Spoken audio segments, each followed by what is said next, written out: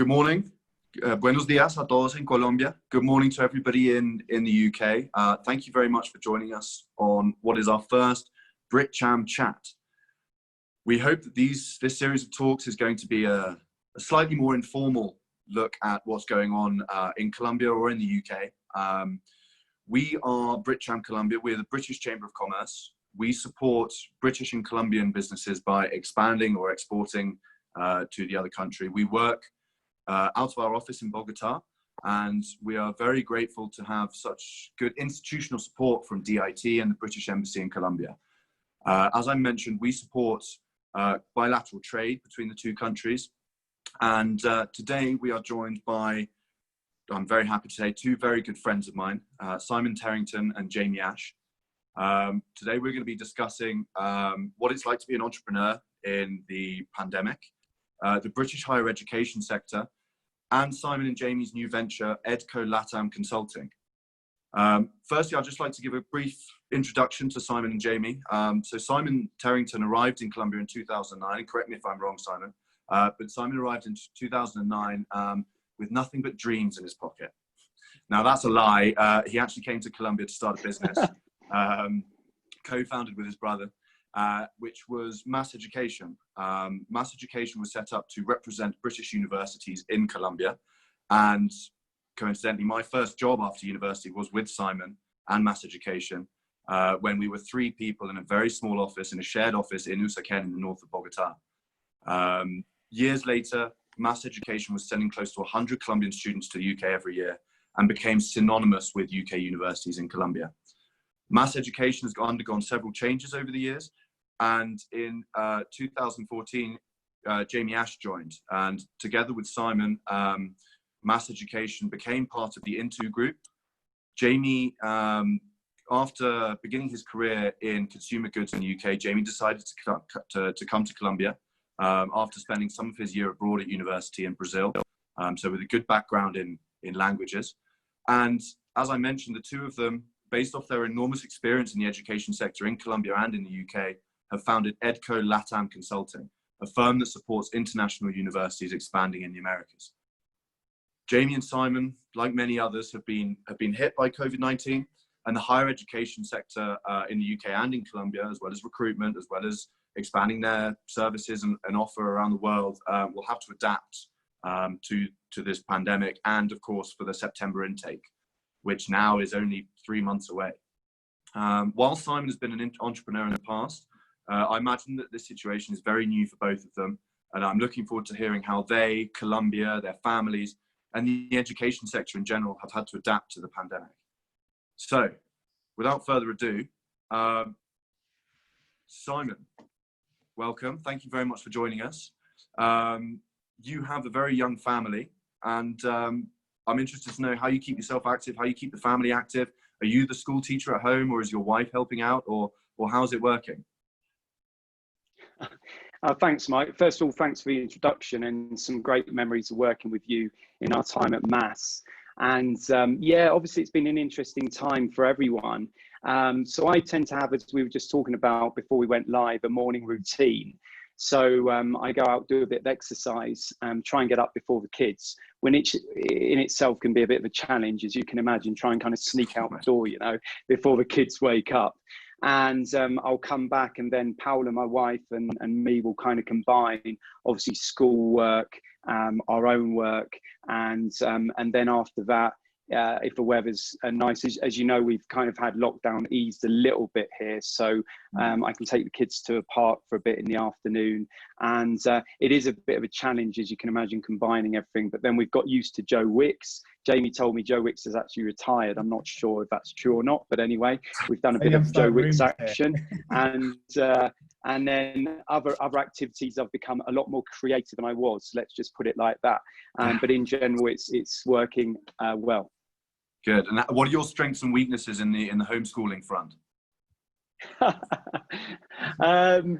We just, you know, we do what we can. I don't know, Mike. I'm learning every day. It's probably too early to say what my strengths and weaknesses are, but I'll give you a review soon. Jolly good. And Jamie, again, welcome. Thank you for joining us. How's it? What's it been like for you in Colombia under lockdown? What's it been like being an entrepreneur in this time? I mean, EdCo, you joined EdCo. Well, you left your job to join EdCo only a few months ago. Yeah, that's right. Thanks, Mike.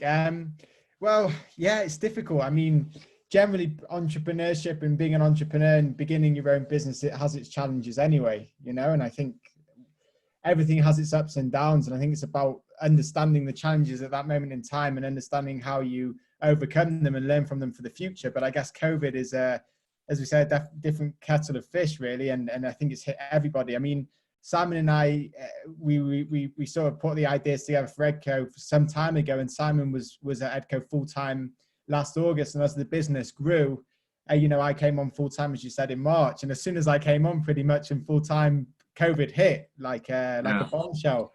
So, I mean, I think after you get over the initial shock of what's happening around the world, you know, Simon and I really sat down and carefully thought about the potential challenges and how we overcome them. And I think that's been very good for both of us, really, in our entrepreneurial spirit to realize that it's not, you know, there's lots of external factors that you can't even think of that can affect a business, and how you manage those on the day-to-day and adapt to those will help you in the future. So it's come with its challenges, but, you know, with our partners as well, we've managed to come up with some creative ways to keep things moving along and manage it as best as possible, really. Fortunately, or I say fortunately or unfortunately, depending how you look at it, I don't yet have any kids. I just have a dog and part of my wife. You do have a schnauzer, though. You do have a schnauzer. Yeah. So I don't have the same challenges as Simon, which of course is quite difficult. You know, I've been with Simon on several occasions with the kids, and the kids at that age, there you go. It's kids at that age, you know, need. He's not as yappy as a dog or children. No, so we're not okay. yappy as Hercules either. So you know, you get there's challenges in different ways. So yeah, it's been interesting. It's an interesting time.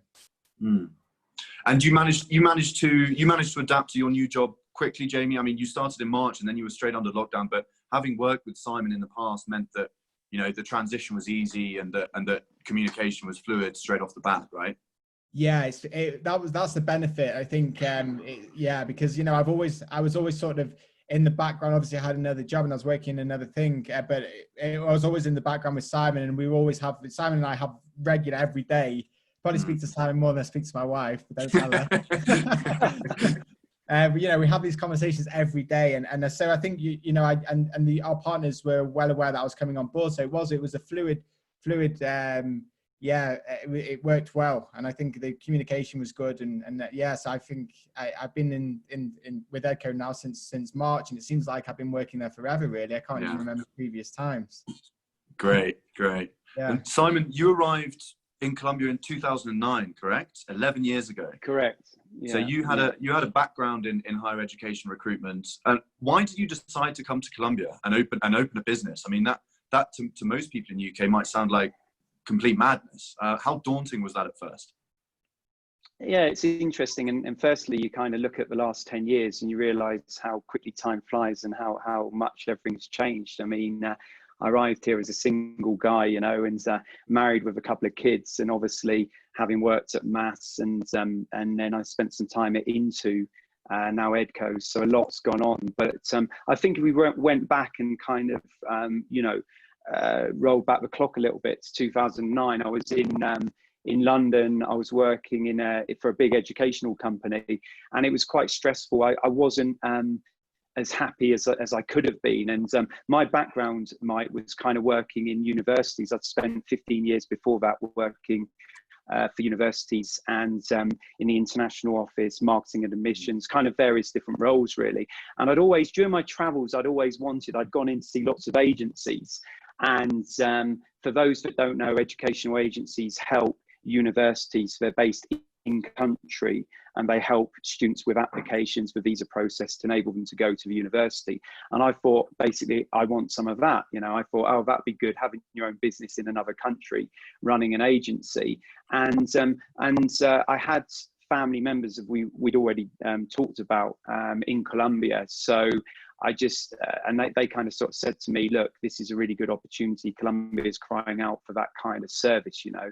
So then I looked at where the need was and thought, and I actually went out on holiday for a couple of weeks, which wasn't a bad place to, as we all know, it was my first time in Colombia, October 2008. And very good memories.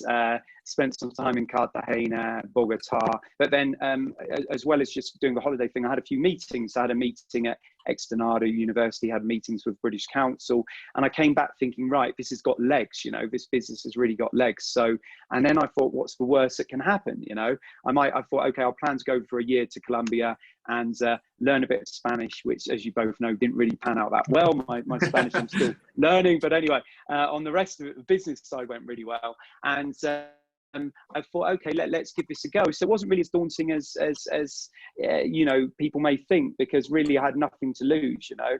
And when I got here, thanks to you, Mike, and thanks to Carmen, and thanks to Clara and the initial members of the maths team, it started going really well, and we got you know, lots of students. So here I am 10 years later, and I think you know, fantastic experience all round, and now on to the next chapter, really. Excellent. I mean, that's 11 years in a country that people might think you're mad to live in. But as we all know, sorry, just a second. Sorry. As we all know, Colombia is a wonderful place to live. And Jamie, you followed in 2014. You arrived in Colombia. It was actually 2015. 2015. Yeah. And you started working for Mass Education in 2015 , correct? Yeah. Yeah, I did. Yeah. And now you're married to a Colombian. You got married just over a year ago. It was a year, right? Or was it 2 years? A year ago, yeah. Just over a year ago. Yeah. And now you've started your own business. How have you found life in Colombia? Being an entrepreneur, being married, renting a house, adopting a dog, all of this. It's very interesting. I think that, you know, the biggest thing is the cultural shift and the cultural learnings from coming from the UK to Colombia. I think that's one of the things that's been most interesting for me.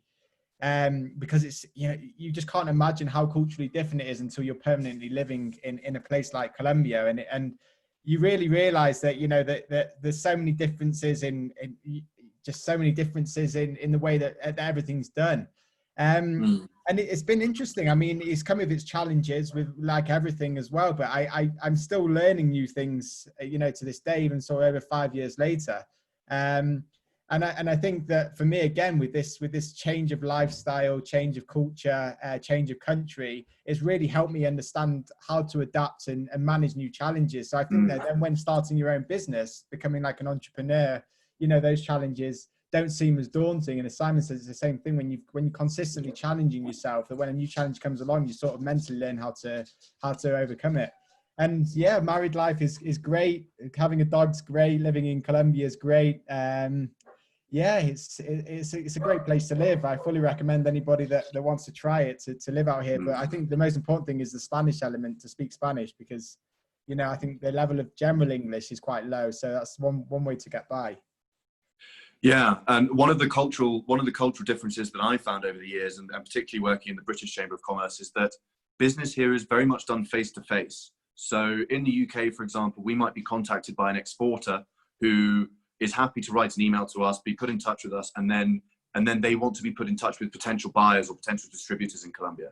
And in Colombia, that distributor or a Colombian exporter, they need to meet these people face to face, and those relationships are really important, which is where I think that potentially your guys' experience in mass education and going to these exhibitions and these fairs and meeting students one-to-one will put you in good stead, where opposed to if somebody were, like Simon did 11 years ago, if you were to come out and do it from zero with no knowledge on Colombia, no cultural sensitivity, then, you know, you might come a cropper in these sort of cultural differences. And as you mentioned, I mean, Spanish is very important, and the level of English, I think, is probably improving. You'll be better positioned, but I think the country is realizing that English is very, very important, and the government are really trying. But yeah, I'm sure you guys still go to fairs and meet students who ask if the master's degree is going to be in Spanish. Or yeah, of course, standard question. But it's interesting you say that, because I think that's why, you know, EdCo for us works so well, because being in region, not just Colombia but Latin America, because of course we manage the whole of Latin America. Just bear with me 1 second. Okay. Sorry, my dog's going a bit mad as well. you know, being in Latin America and being actually in region and being able to have these physical relationships and face to face and speaking the local language, it just goes so far. And I think that you just get so much more done when you have that relationship and those close networks. And that's the Latin culture. It's very much networking, as you say, face to face and building those relationships. Mm. And Simon, how did EdCo come about? Was it a long time in the making? Had you been planning it for a while? Had you always wanted to work with Jamie?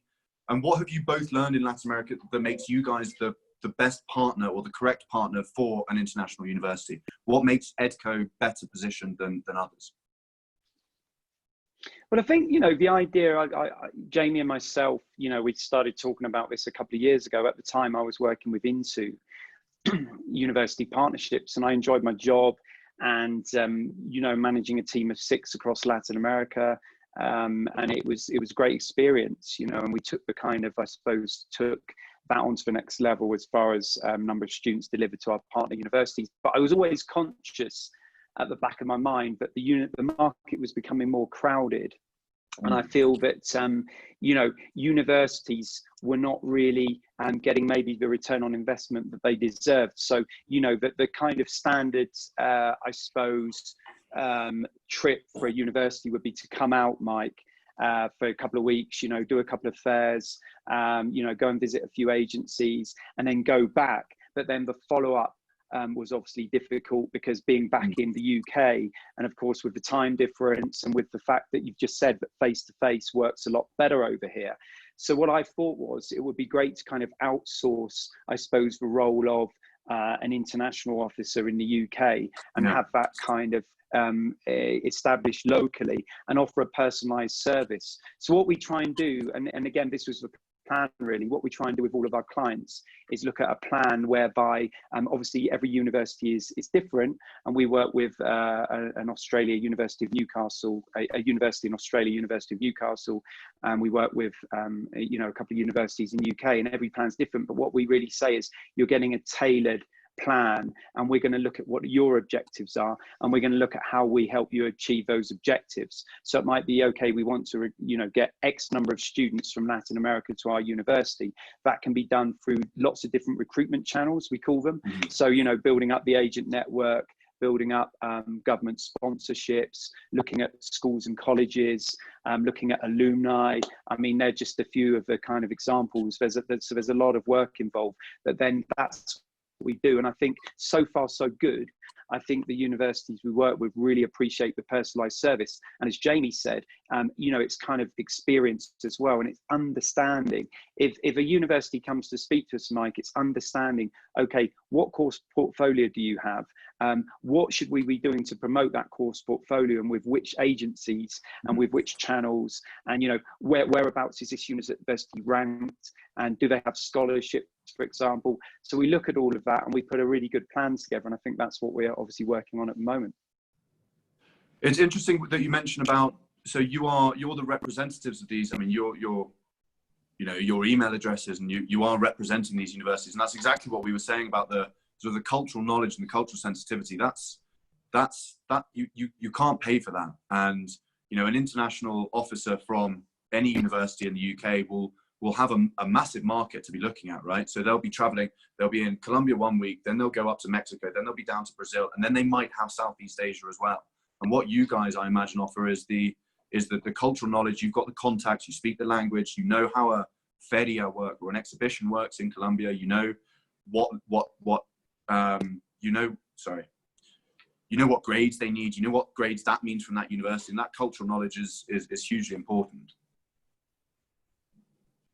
Yeah, I think you're right, and I agree totally. And I think what we do is we kind of almost, you know, take a lot of the work away from, we work very closely with the universities, but we also have, it's you know, we run, because we understand what we're doing, it's reasonably autonomous as well. But then what we do is with each of our clients, Mike, we have, you know, weekly meetings, bi-weekly meetings. We obviously have a plan that's, like I say, tailored to each university. We stick to that, and we have clear objectives, you know. And I think that that's how Jamie and myself want to run this. And it's up till now, it's working really well. Of course, COVID's hit us hard. But I do feel that 2021 will be in a strong position again, because there's no shortage of demand. I mean, honestly, as Jamie will tell you as well, we spend all week, you know, chatting to our representatives, our agencies, dealing with students, you know, working hard to stimulate interest, and students want to go from Latin America, you know. Well, that's the million-dollar question, Jamie. How is the education sector in the UK going to be changing for the September 2020 intake? Yeah, so it's a very good question. I think I think there's an element of an unknown at the moment in terms of how COVID's reacting in the UK. I mean, of course, the cases are declining, which is a very strong sign. But I still feel that there's going to be a strong element of disruption. But I think the universities, and especially our clients, are really dealing with it very well. I mean, there's the element of blended learning. So I think what will basically happen, larger lecture theatres with larger amount of students will be done there virtually, given that there's a bigger increase of obviously COVID-related illnesses if there's more people, and the smaller sort of seminar lectures with smaller groups will be done face-to-face. So although not all of the lectures will be done face-to-face, the students will still have this element of campus learning and won't lose as much as we originally thought, which could have been everything is online, because the UK isn't, you know, in a good enough position to start accepting students.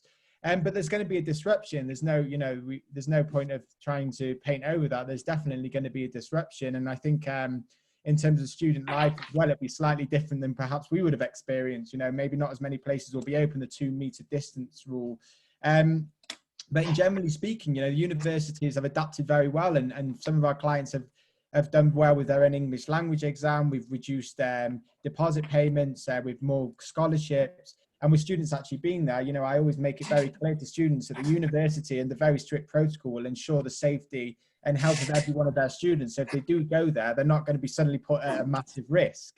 You know, they will be there and they'll be looked after well by the university, but things will be different than if they probably start in 2021 September. So there's still the huge pros of beginning this September in 2020. And I don't think there should be any reason why any student should fear about starting this 2020, but it'll be a slightly different experience than probably next year.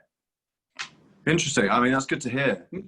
Go on. Can I just, oh no, I was just going to add to that, it's interesting because I was reading a survey yesterday actually, and 92% of UK universities are going to be having, you know, a kind of campus start in September. And I feel like, Mike, it's really important that, of course, as Jamie said, it's going to be kind of part blended as well, because obviously the larger lectures, due to due to safety concerns on coronavirus, probably won't take place. But the seminars are planning to, you know, universities are planning to run seminars as per usual. But it's like, what is the added value, you know? Because I really do feel, look, if you're an international student, okay, and you're going to go to the UK in September, but then you're not getting the full kind of experience as perhaps you were before, because obviously some of the lectures won't take place, but generally universities are thinking around the region of maybe 60 to 70%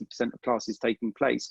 But, you know, we have a partner, for example, that's using, they've got what's called Employability Launchpad, and it's a number of kind of you know, virtual sessions, online seminars about how students can become more employable, what skills they can learn, so ready to go out into the working world. And I think it's the augmented kind of, call it augmented service in a way. So it's like, okay, you know, students are used to going into university and having those lectures, okay, and seminars, and in reality that hasn't changed since, you know, the 1960s, 1970s. But now universities have got to be a bit clever and think about, okay, how can we add value, and how can the students, because the students are paying lots of money, as we know, you know, so how will the students get the sort of quality and service they're expecting? I mean, to be honest, and when we talk about you know, online learning, it's not just a question of a Zoom with a PowerPoint presentation, you know. I mean, that won't cut it with students. So I feel that universities have made fantastic strides forward,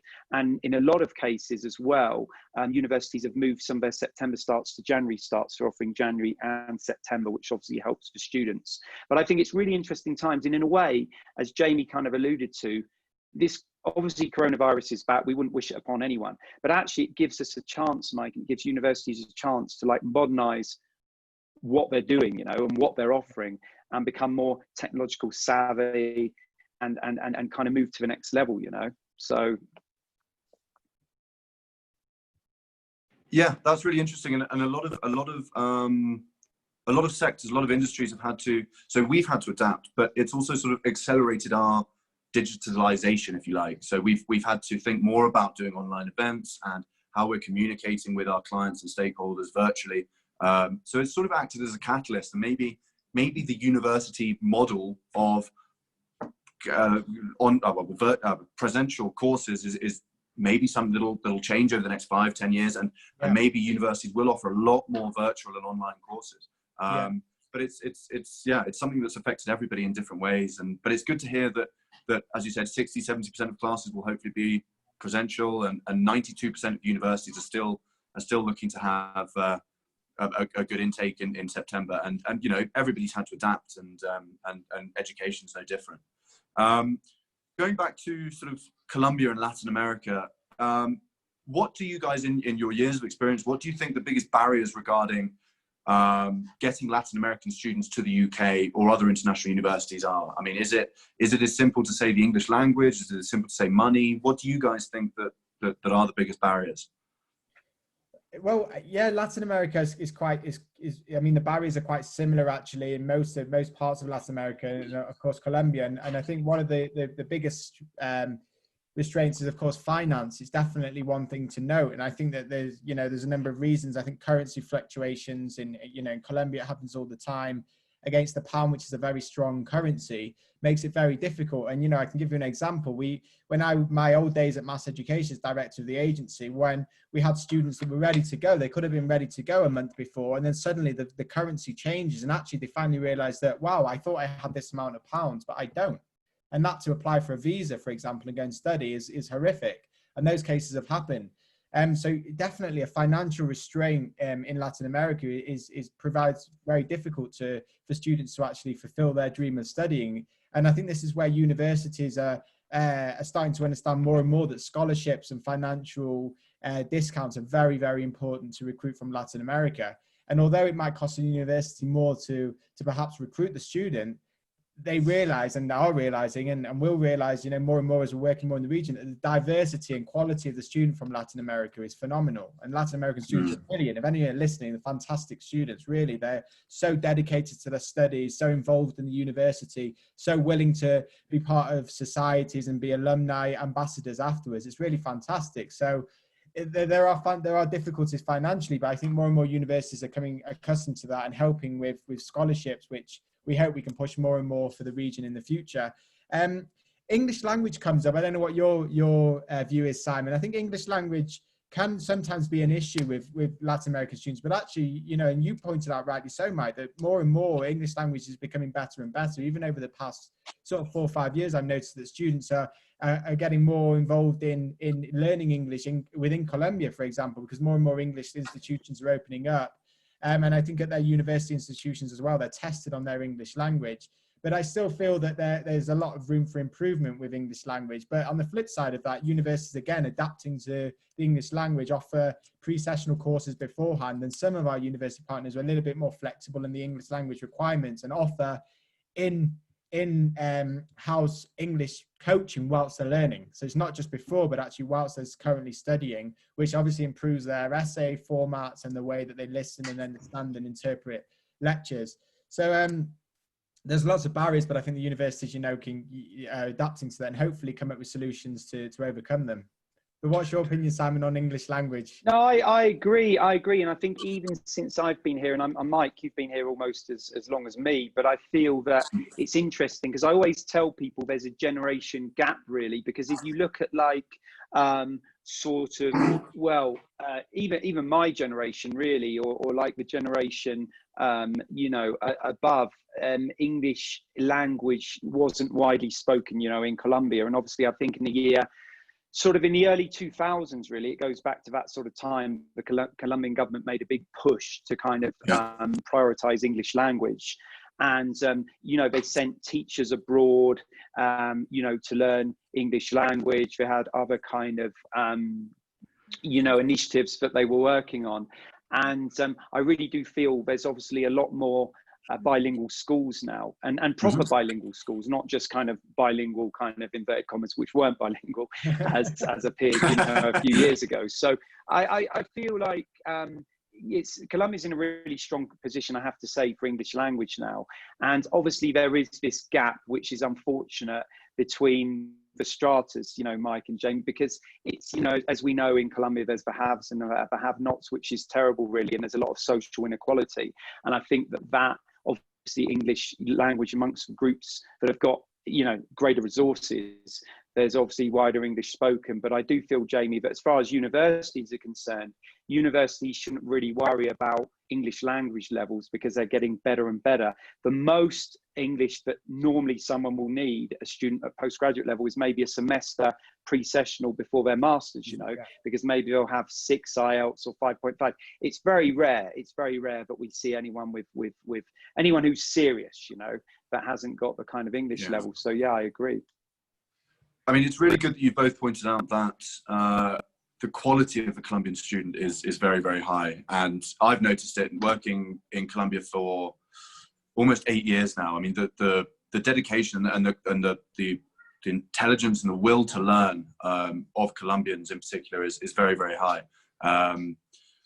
Yeah, I mean, that's a really good point in Colombia's favor. It's nice, you know. I mean, you see the such strong aspirations from the students. You really do, and such a will to learn. I mean, you know, a lot of them can't get there because, you know, with various restraints, but if they could, they'd be the best students that the university's probably ever received, because their dedication to learning is really fantastic. I remember my girlfriend did a master's in Australia many years ago. But she was part of a rugby team. She studied, she had 2 jobs. She worked in the international office in the university. I mean, she was really well-rounded, and yeah, as I was saying, and as you said, that's a really good quality that Colombians have got there. They are very dedicated and good students. I wanted to ask you both, how are you working with your partner universities? How's your day-to-day with them? You mentioned that you're having daily meetings and speaking with them regularly, but in terms of the recruitment, in terms of the work that you do day-to-day with your partners, how is that working at the moment? Well, you know, Simon mentioned it earlier. We're an extension of the university in regions. So, you know, we have university email address. We're international officers or regional representatives or regional directors for the university. So really, you know, we have as much of the day-to-day emails and communications and responses to internal university emails that any other person that's working in the UK for the university do. So, you know, on top of that, we have our whole strategy sort of outlined with the university, and we try and follow that strategy as much as possible. And of course, you've got your overarching strategy, which we work with the universities, which are the bigger projects, and then the day-to-day management of student responses, agency responses, you know, webinar calls.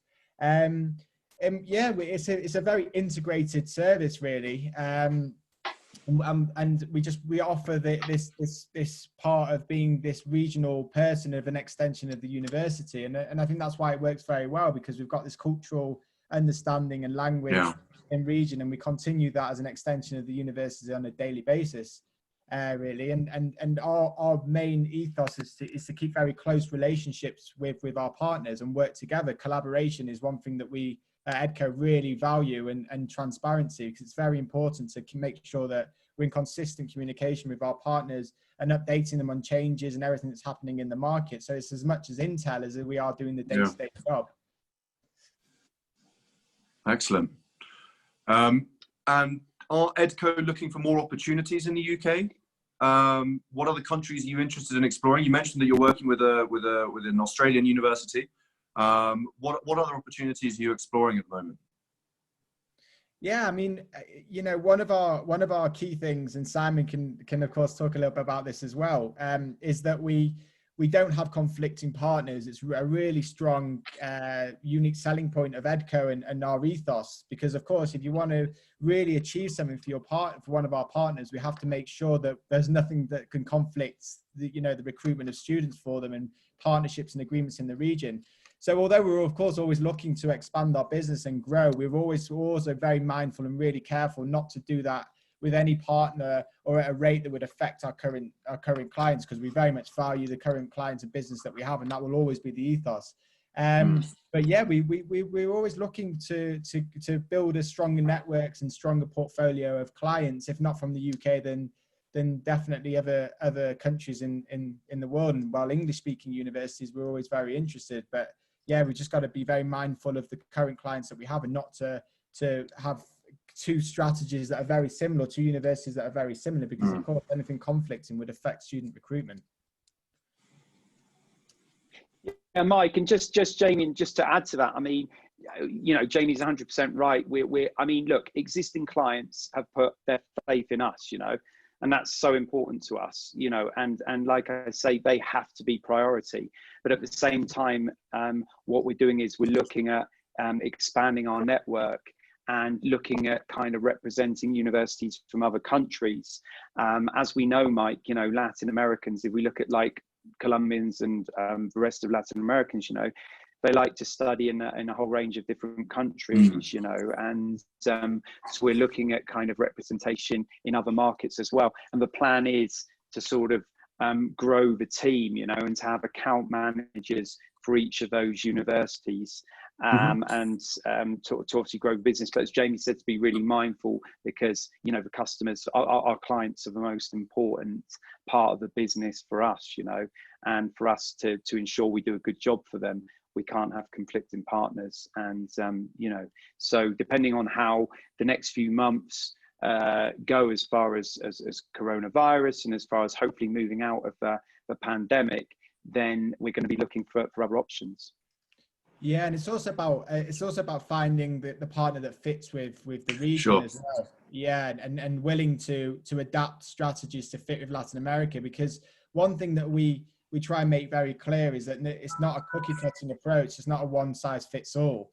And with Latin America, you know, there are various different elements of the market, and universities have to be willing to adapt their strategy and have to fit with the market as well, price point, amongst various other things. So we're always looking for opportunities to grow, but it just has to be the right fit for both us, for our current clients, make sure no conflicts, and for the market as well. That's an interesting point about the university having to adapt to the market. I imagine most British universities, or from my point of view, you know, British universities may traditionally have looked towards Asia, Southeast Asia, Japan, China, Korea as sort of their recruitment plans. And yeah, I mean, as we've mentioned many times, it's the language, it's the cultural sensitivity, it's having to meet people face to face and create a personal relationship, which is important. And that's exactly where you guys come in. That's exactly what we do as well at BritCham. So we have British companies that are interested in exporting to Latin America. They don't know anything about the country. They assume that everybody speaks English, and we're here to guide them. We're here to put them in touch with lawyers, or help them with their accounts, or tell them that part of the city might not be the best place to open a business, or, you know, all of this kind of cultural knowledge that you have after living in a place for so long. I mean, my last question now is a little bit redundant, because I think you've answered it pretty well. But what does the future hold for EdCo and really the sector in general? So we've talked about maybe the September 2020 intake being a little bit more digital, maybe some people doing virtual classes, online classes, 60-70% of university seminars and lectures being being presential, and the rest being online. But in general, how do you see, as the world is getting smaller and people are able to recruit students from Colombia, Guyana, Argentina, wherever in the region, how is this world of higher education in the UK and abroad going to change? Yeah, it's interesting. I mean, Simon and I did like a little message on LinkedIn from both of us. We did them individually about, you know, how this gives us universities a chance to step back and become more innovative. I think it takes things like this to really change the opinions and point of views of institutions. Don't forget that most institutions around the world are really old. They're hundreds of years old, you know, and actually, if you look at something, Simon and I were listening to a podcast actually, and if you look at sort of the structure of universities even from the 1970s, not much has changed. You know, you sort of go into the same lecture theatres. I mean, there's new buildings and installations, etc. But, you know, the teaching type of method is the same. You go and you have a lecturer, you take the notes, you go away, you go to study, etc. So really things like this, like COVID, you know, give universities a little bit of a push and think, wow, actually, we probably do need to expand our horizons and look at new innovative ways of adapting. Sorry, the cat was making noise again. Starts in the background, and you know, that's one of the things that helps. It does take things like this really to push for new innovation. But we always say, you know, education will continue. Education will always continue, and whatever shape or form that is, everybody will adapt to it. And for us, really, you know, it's business as usual, but different business as usual as well, because we've got to adapt to these different things. But it, you know, for us, it's ongoing and adapting. Yeah, and I feel, just to add to that, it's 100% correct, but I still feel, Mike, that, you know, universities have to be a bit more agile, because as we've said, what happens is, you know, universities generally tend to have marketing strategies, and certainly the universities, you know, for a global approach, you know, but obviously we understand Latin America is different. It has different needs to other markets around the world. So I think universities have to adapt their approach. And as far as students, you know, I mean, someone within the education industry kind of, I was listening to a speech, you know, a couple of years ago, and it was very interesting. They say, look, students are going to demand more and more, because that's the general nature of a consumer. Okay, so whereas now we're used to an undergraduate student going to a university for 3 years, 4 years, you know, the kind of standard going to a campus. Sure. I mean, in the future, Mike, it might be that students want to, you know, do a semester at one university, semester at another university, then do their masters at another,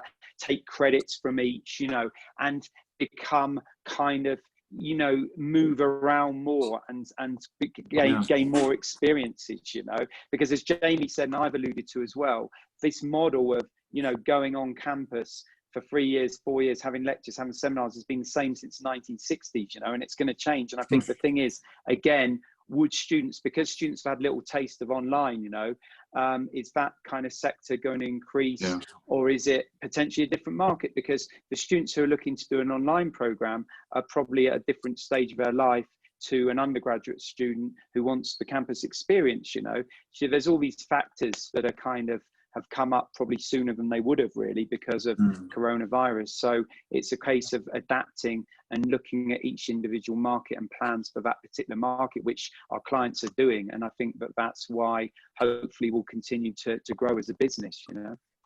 The door's still very firmly open, you know. International education is still very firmly open. I mean, you know, Sam said earlier, students still want to go. I mean, we're still very busy with organising everything for students and our partners supporting students to start in 2020. So the door's very much open, but it's just going to be a very different outlook, I think, going forward. Excellent. Well, I think we could speak for another 45 minutes, but unfortunately our time's up. There is one question. There was one comment from Evelyn, who said that it is literally pouring cats and dogs. Which I think the only thing that was missing was Simon's children to start clambering over here. But actually, Evelyn has left a question for you, and it's if you're working with IELTS as an entry for British universities, or which English language exam? Yeah, that's a really good question. I mean, actually in Latin America, IELTS is the most popular for most universities, and of course our university partners, the UK university partners, IELTS is sort of first listed on there. At this moment in time, I think because of the change in the IELTS centres and closures, and more students are looking for the online version. One of our partners have their own De Montfort University in Leicester has its own English language test, which students are taking. Right. But the universities do closely work with IELTS, and, you know, and if students want to take IELTS, then, I mean, from my days back at Mass Education, it was always recommended IELTS, really, because we sort of know the centre, and BritCham Council recommended it, and also did classes for IELTS. Simon, I don't know if you have anything to add for... No, I mean, most universities are becoming a bit more open as far as what English language qualifications they accept, to be honest, because obviously students couldn't physically go or can't physically go and take an IELTS test at the moment. So I think several companies took advantage of that. and the online part of the English language assessment has grown. I mean, there's companies like Duolingo, for example, that have come into this space, and other providers as well. So I think there's generally going to be more competition for IELTS, and it's going to be interesting to see what happens for next couple of years, really. Yeah. Really interesting that De Montfort are offering their own English course, English language exam. I mean, that's yeah. It's something that they've done for a while, and actually Simon's a fully qualified examiner invigilator. English speaker. Examiner. Yeah. I hope so. Just no joking. But De Montfort have always done their own tests, and I think now, because students can take that online, but then when everything picks up again, either Simon or I will be able to deliver that test around the region as well, which again is another benefit for us being here, that we can get over to the countries and help students take the test, they get the results, and they're into the university, which is really, really beneficial. That's really great, guys. And again, thank you so much for participating and agreeing to chat with us in our first BritCham chats. We'll see if that catches on. Thank you very much. Jamie Ash and Simon Terrington are both available on LinkedIn, and they are creating content, they're doing a blog on the higher education sector and the universities that they're working with. EdCo LATAM Consulting's website is edcolatam.com. And I think Simon and Jamie are better placed than anybody in the region to be answering your higher education needs. So do look them up and send them a message on LinkedIn, which I think is probably the best way to get hold of you guys at the moment, right?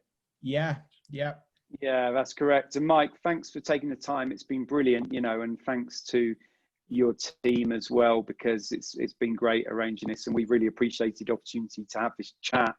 And like I say, we're more than happy to help with any follow-up questions, so thanks ever so much.